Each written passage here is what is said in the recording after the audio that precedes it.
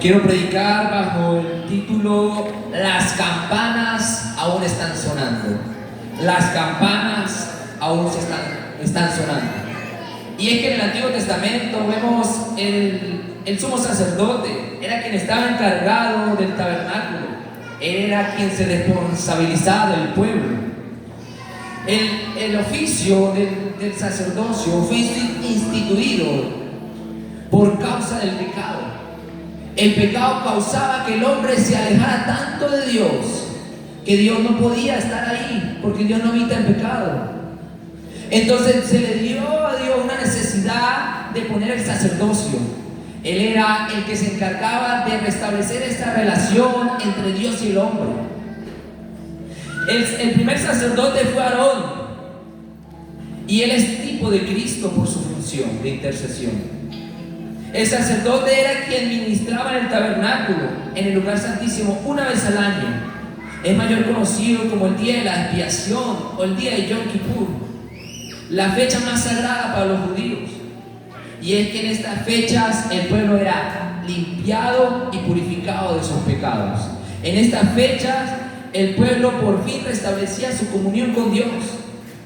Su trabajo era tan importante que si el sumo sacerdote se hallaba en pecado o si ministraba mal en el tabernáculo, él podía morir. Y si él moría, los pecados del pueblo no eran perdonados y por ende la relación del pueblo con Dios no era restablecida. Este sacerdote tenía unas túnicas, unas vestimentas que simbolizaban el carácter y la naturaleza de Cristo. Estas vestimentas del sacerdote era sombra de Cristo, era sombra de lo que había de venir. Tenía una túnica de 4 colores, azul cielo, dando a entender que Jesucristo es celestial. Tenía púrpura, que significa realeza, y es que en el tiempo de antes los reyes se vestían de color púrpura. Y si vemos, Jesús en la Biblia usó 2 túnicas de 2 diferentes colores, y uno de esos era púrpura, que significa que Jesús es rey. Luego el otro color, que era el mismo color que Jesús también usó en su túnica, es carmesí, que significa sacrificio y expiación. Y es que cuando Jesús fue en la cruz, cuando Jesús dio su vida por nosotros, Él estaba haciendo eso. Él estaba haciendo expiación y sacrificio por cada uno de nosotros. Y por último, el color lino fino o lino torcido. Este era un color blanco y representaba pureza y justicia. Así como Jesús fue santo y puro y no se halló pecado en él. También tenía un pectoral, que era el pectoral del juicio. En el pectoral tenía 12 piedras, que significaban las 12 tribus de Israel. Pero lo bonito es que el pectoral lo tenía cerca del corazón, significando la intimidad, la relación, la importancia, el amor que le tenía a su pueblo, así como lo tiene a cada uno de nosotros. También tenía un efod, el cual era en el que iba el chaleco. También tenía en sus hombros 2 piedras. En una estaban los 6 nombres de las tribus y en otra estaban los otros 6 nombres de las tribus. ¿Qué significaba esto? Que en sus hombros, en el hombro del sumo sacerdote, estaba la responsabilidad, el peso de llevar al pueblo a nuevamente su relación con Dios. Pero ya por último, el manto del efod. Este es el que me quiero enfocar. Y es que era un manto sencillo, común y corriente, de color azul, que iba primero antes del chaleco del juicio.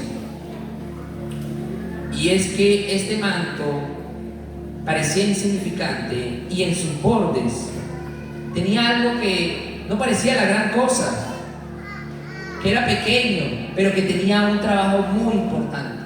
Y es que en sus bordes tenían campanillas de oro. Estas campanillas servían para anunciar que el sacerdote estaba vivo, que cuando el sumo sacerdote entraba a ministrar y cuando salía, era que el sacerdote estaba vivo. Muchos se quedaban como esperando a ver qué pasaba, ¿será que sí? ¿Será que no? Pero cuando escuchaban las campanillas, era que el sacerdote estaba vivo. Iglesia, nosotros tenemos un Dios vivo, un Dios poderoso, que está con nosotros, que nunca nos ha dejado. Nosotros Cuando nosotros alabamos, cuando nosotros hablamos en lenguas, cuando nosotros recibimos el Espíritu Santo, nosotros somos las campanillas, somos la muestra de que Dios está vivo y que Dios se está moviendo en medio de nosotros. Iglesia, las campanas aún están sonando. Las campanas aún están sonando. Él se mueve en medio de tus problemas. Él se mueve en medio de tus circunstancias. Porque cuando tú alabas en medio de tus problemas, Dios está ahí. Cuando tú alabas en medio de tu pérdida, Dios está ahí. Cuando tú alabas en medio de tu dolor, Dios está ahí. Hechos 2:4 dice: y fueron todos llenos del Espíritu Santo y comenzaron a hablar en otras lenguas según el Espíritu les daba que hablasen. En Pentecostés fue la primera vez que un grupo de personas, así como estamos hoy en esta mañana, fue lleno de la presencia de Dios. En Pentecostés fue cuando, como nunca antes, se habían escuchado esas campanas. En Pentecostés fue cuando todos recibieron la presencia de Dios, el Espíritu Santo, y muchos hablaban en lenguas y se escuchaban esas campanas del tabernáculo en el cielo.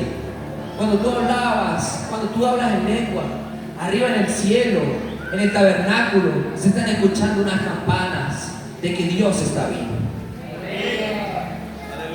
Quiero hablar un poco de la doctrina del Espíritu Santo. Y es que hoy en día hay muchas doctrinas que hablan del Espíritu Santo. Los testigos de Jehová son uno.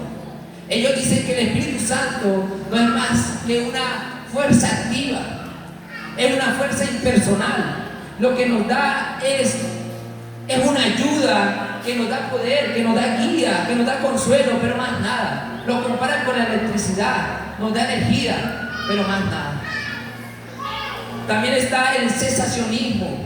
Los bautistas tradicionales también hablan de esto. El cesacionismo habla de que ya no existen milagros, de que ya no hay recibimiento del Espíritu Santo, que ya no hay frutos, que ya la gente ya no habla en lenguas. Eso habla el cesacionismo. Pero mi Biblia dice en Juan 14:16: y yo rogaré al Padre, os enviará otro consolador, porque Él estará con vosotros para siempre. Esto no se ha acabado. La presencia de Dios todavía se recibe hoy en día. El consolador está ahí siempre para nosotros. En tu tristeza Él está consolándote. En tu dolor Él está ahí consolándote. En tu pérdida Él está ahí ayudándote. Iglesia, las campanas todavía están sonando. Las campanas todavía están sonando. Esto destruye todo pensamiento del cesacionismo. Lo que dice que ya no se recibe el Espíritu Santo. Mi versículo de aquí en la palabra de Dios dice que Él estará con vosotros para siempre. Para siempre. Ahora quiero hablar un poquito de qué es el Espíritu Santo. Yo no me quiero matar con explicaciones complejas. Yo aquí voy a no estar profundizando y hablando muy profundo, pero es sencillo de entender. Es sencillo de entender. Tú entiendes unos conceptos, unos versículos y ya sabes qué es el Espíritu Santo. Porque la verdadera pregunta no es qué es el Espíritu Santo, sino quién es el Espíritu Santo. Si vemos en la palabra de Dios en Juan 4:24, nos da a entender que Dios es Espíritu. O sea que Dios no tiene ni carne ni hueso. Pero también en 1 de Pedro 1:16 dice: porque está escrito, sed santos, porque yo soy santo, dice el Señor.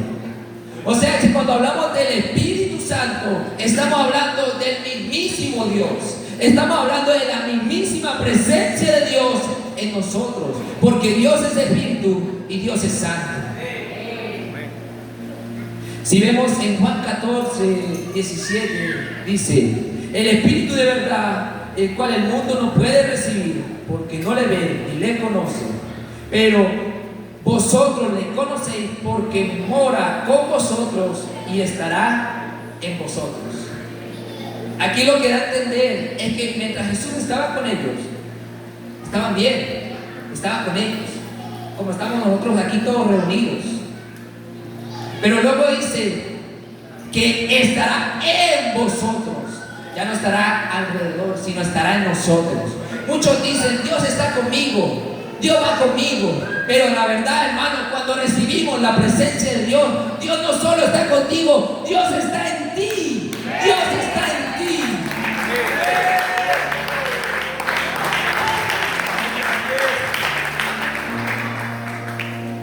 La pregunta hoy en día es, ¿qué importancia tiene el Espíritu Santo?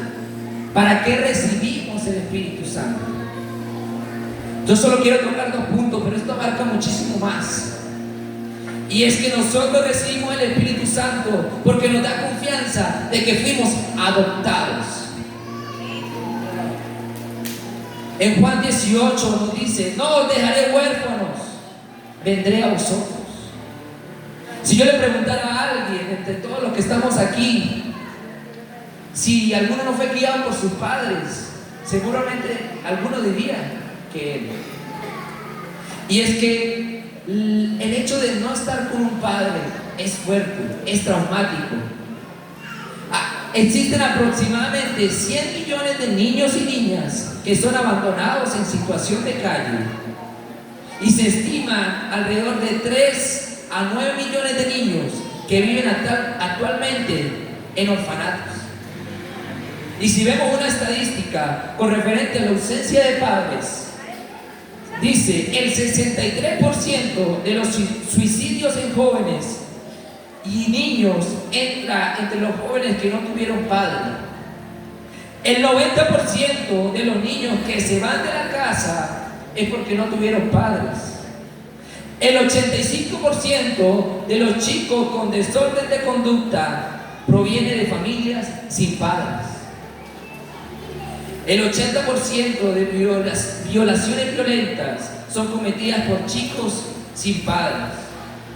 El 70% de jóvenes en internados de desintoxicación son chicos sin padres. El 85% de jóvenes en prisión provienen de familias que no tuvieron padres. De ahí la importancia de un papá presente. De ahí la importancia de unos padres que estén siempre con nosotros. Si yo soy sincero, hermano, yo no fui criado por mis padres. A la edad de 2 años, mis padres me abandonaron y me dejaron con mi abuela. En algún punto a mí me pegó. Yo veía los estados de mi papá jugando fútbol con mis otros hermanos y yo no tenía ni quien me llevara a jugar fútbol. Yo veía cómo mi papá estaba feliz con otra familia y yo estaba solo en mi casa, triste. Y yo le llegué a agarrar odio a mi padre. Yo le llegué a agarrar ira a mi padre. Pero cuando el Señor me abrazó y me dio a entender que Él siempre estuvo para mí como un padre, yo entendí que Él me había adoptado. Yo entendí que Él siempre ha sido mi padre. En Salmos 27:10 dice, aunque mi padre y mi madre me dejaran, con todo Jehová me recogerá. Te recogerá con problemas, con traumas, con dificultades. No importa lo que tú tengas, no importa si te abandonaron, Dios te va a adoptar. Cuando recibimos la presencia de Dios, es eso, es la certeza de que somos adoptados y somos tomados como hijos de Dios.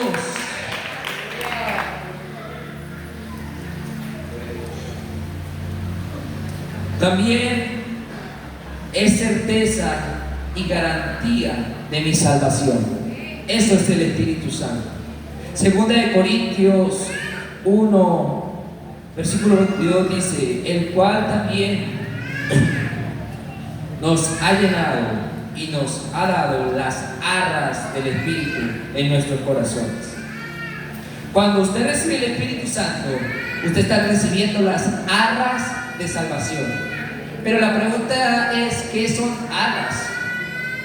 Bueno, si lo vemos en la actualidad, arras es cuando se le da dinero o un bien por adelantado a una persona para confirmar o dar la certeza de que sí se va a cumplir ese trato. Esas son las arras. Cuando Pablo dice en Corintios que recibimos las arras del Espíritu Santo, es que tenemos la garantía y la certeza de que si usted fue lleno del Espíritu Santo, usted va a heredar el cielo, usted va a heredar la patria celestial. Dele la gloria al Señor.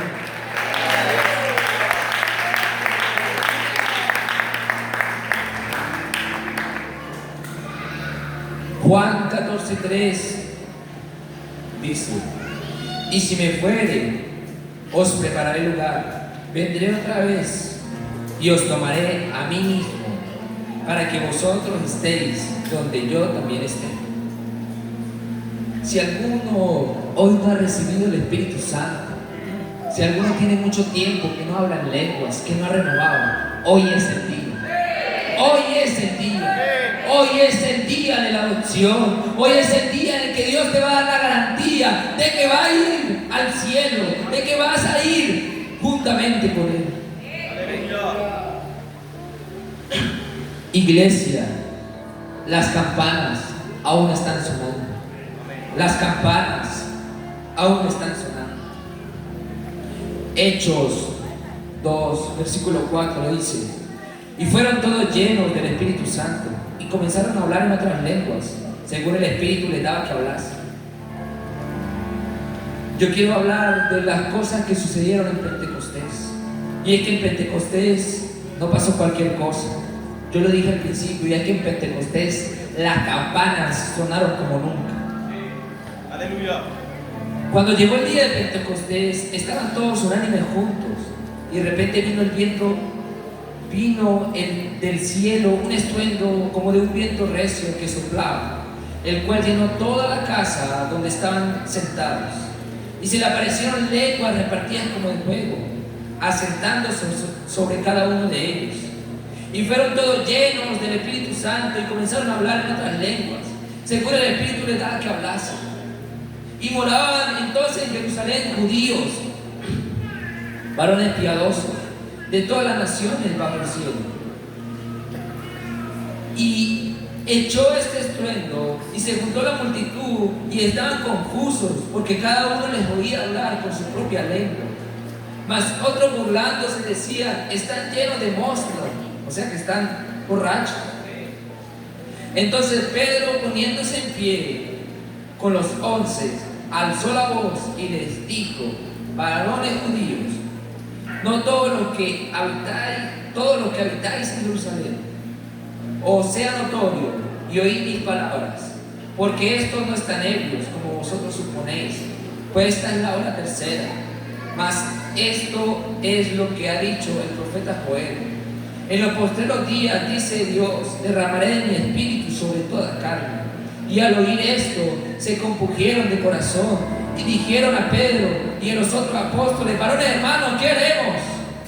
Pedro le respondió: arrepentidos y bautícese cada uno de vosotros en el nombre de Jesucristo para perdón de los pecados, y recibiréis el don del Espíritu Santo.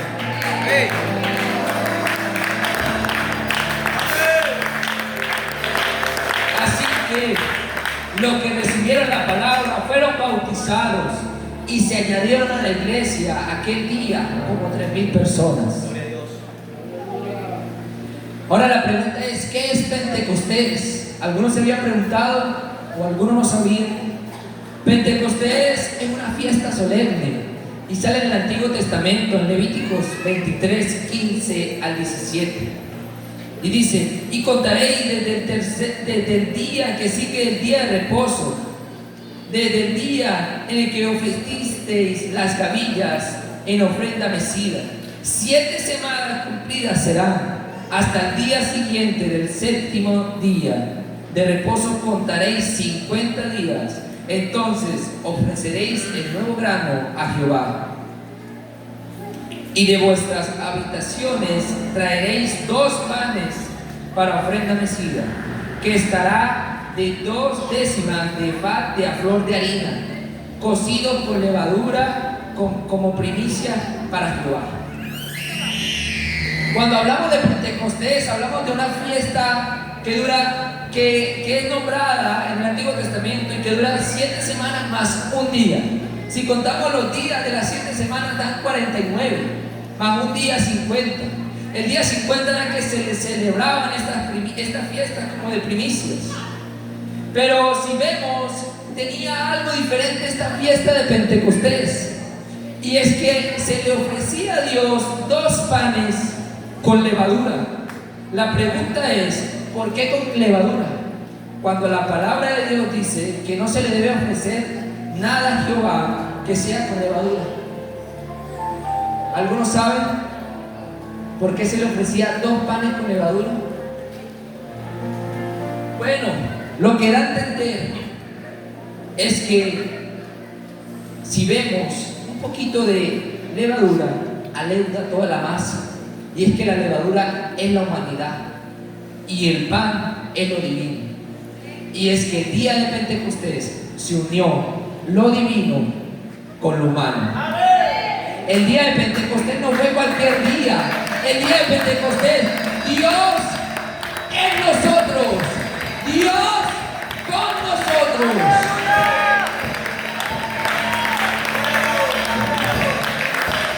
Ahora la pregunta, ¿por qué un viento recio?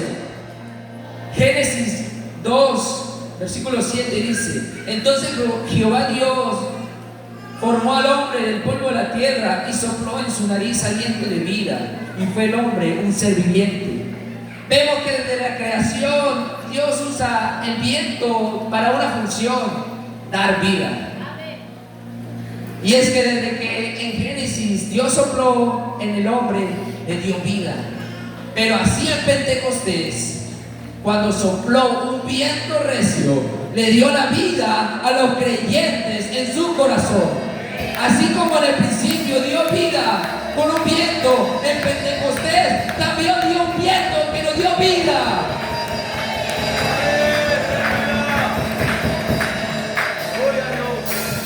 Ahora la pregunta es, ¿por qué lenguas repartidas como de fuego? Resulta que no es la primera vez que Dios habla a través del fuego.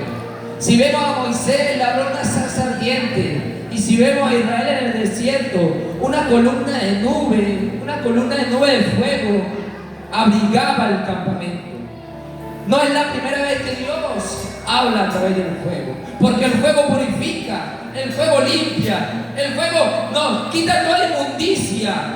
Y eso es la muestra. Cuando ellos reciben esa presencia, es porque Dios los estaba limpiando, Dios los estaba purificando, Dios los estaba haciendo nuevas criaturas.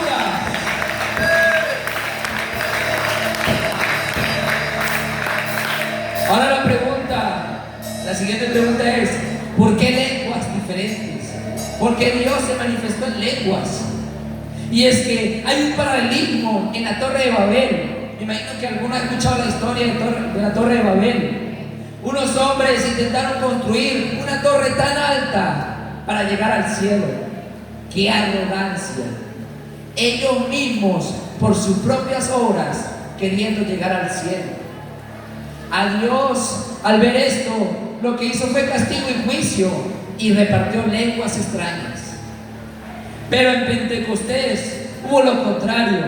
Hubo gente como nosotros estamos ahora, esperando que Dios descendiera. Esta vez ya no era gente subiendo, queriendo ir al cielo, sino eran personas esperando que Dios viniera, así como estamos nosotros ahora.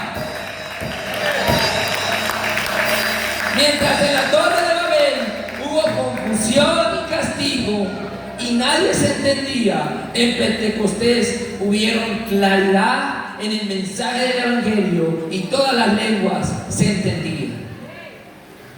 Lo mismo pasó en el monte Sinaí.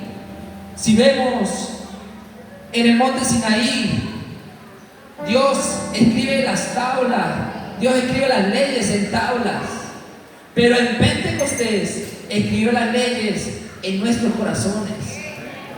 Qué bonito ver esto. En Sinaí también pasó algo, y es que la desobediencia del pueblo, la idolatría, hizo que como 3,000 personas murieran ese día.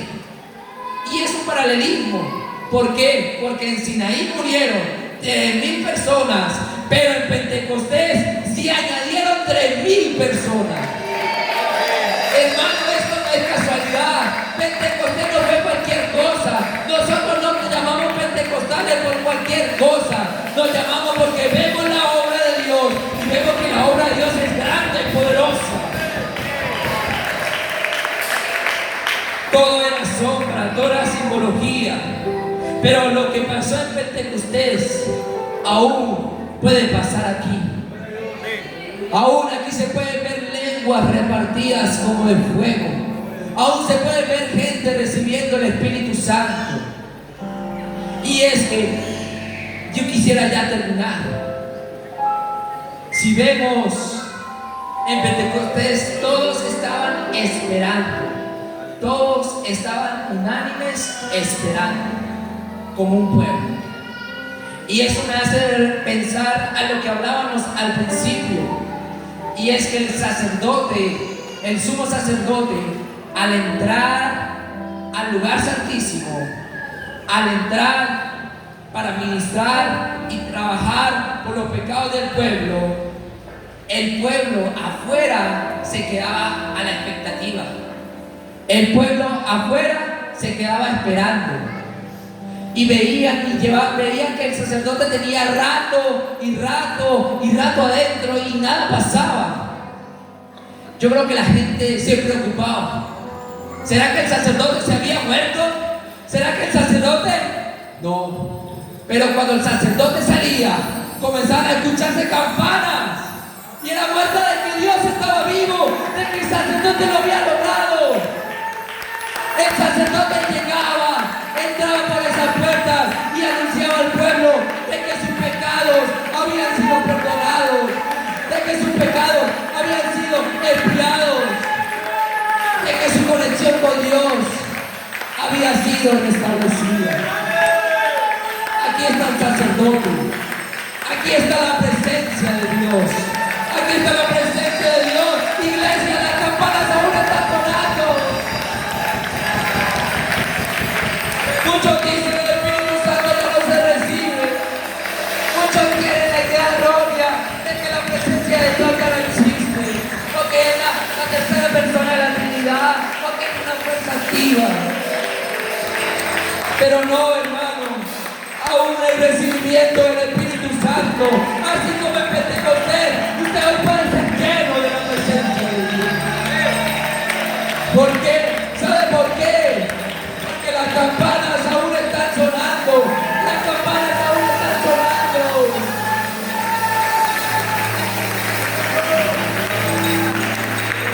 Iglesia, nosotros somos esas campanas. ¿Sabe cómo quiere saber si usted está lleno de la presencia de Dios? Cuando las campanas están sonando. Cuando las campanas están sonando. El sacerdote salía, se movía y la iglesia se gozaba, el pueblo se alegraba, el pueblo gritaba: ¡Gloria a Dios! ¡Ha perdonado!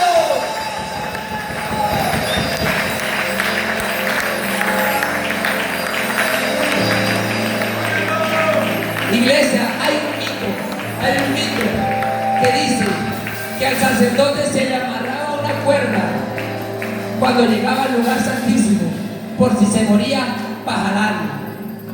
Pero búsqueme un versículo en la Biblia donde aparezca eso. Ni uno. La única certeza de que el sacerdote seguía vivo eran las campanas.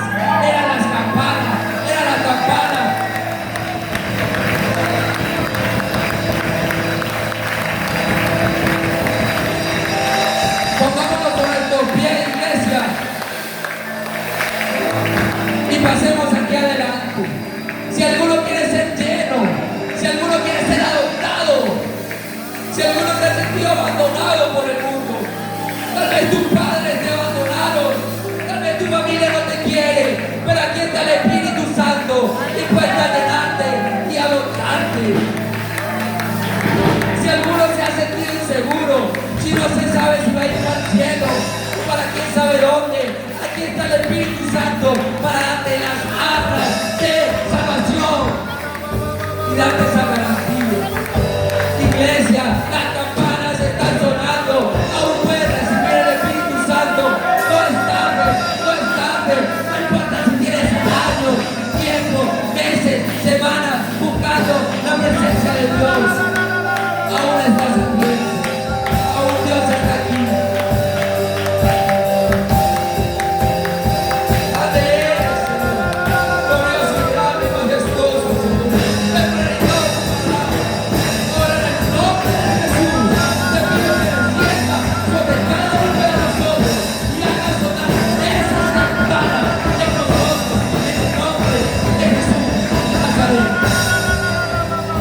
Mis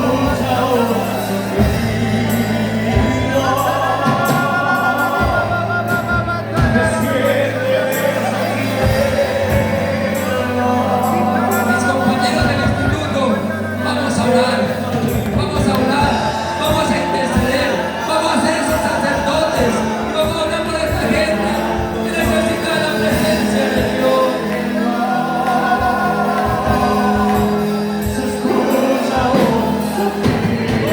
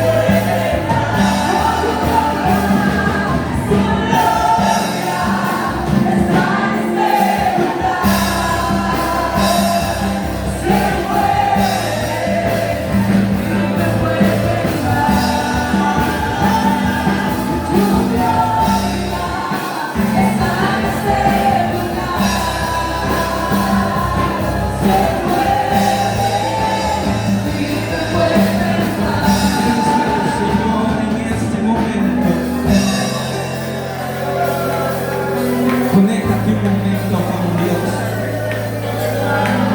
Antes dependíamos de sacrificios para que nuestros pecados fuesen perdonados. Pero ahora no dependemos de un sacrificio terrenal. Ahora dependemos de un sacrificio espiritual. Porque ahora Dios es nuestro gran sumo sacerdote. El que quiera adorar a Dios, aquí hay un altar. Aquí hay un altar donde usted puede adorar al Rey de Gloria. Aquí hay un altar donde usted puede buscar su evidencia en esta mañana. Somos la causa de su resurrección. Jesús es nuestro sumo sacerdote por siempre. Vamos, vamos, que el Señor Dios me lo posee vida. De la María de su Espíritu sobre todo el cáncer. Nuestros hijos y nuestras hijas la bendicerán. Y nuestros jóvenes y bendiciones. Y nuestros ancianos serán sueños. Yo quiero que usted esta mañana pueda soltar su lengua, pueda soltar su mano, pueda dar a Dios, pueda dar todo lo que está cantante. Dios está en la vida. Su presencia se siente en la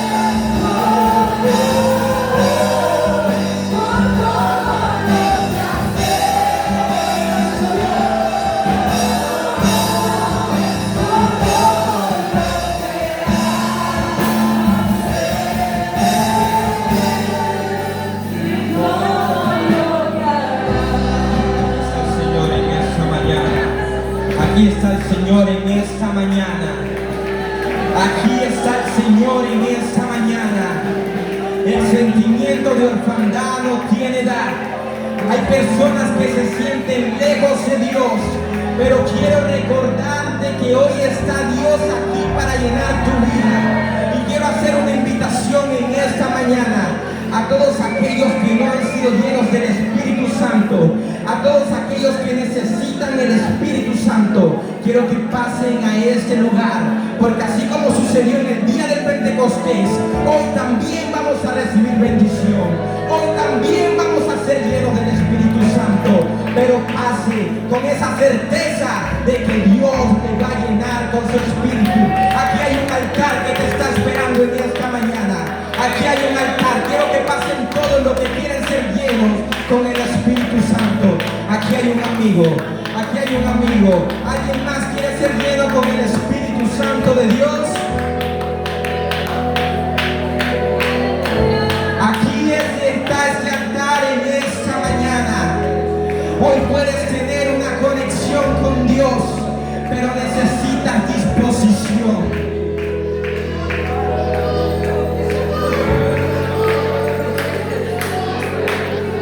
Necesitas disposición. Hoy el Espíritu Santo va a descender en este lugar. A la cuenta de 3 vamos a soltar nuestra mejor adoración al Rey, porque en esta mañana la presencia del Señor va a descender. A la cuenta de 1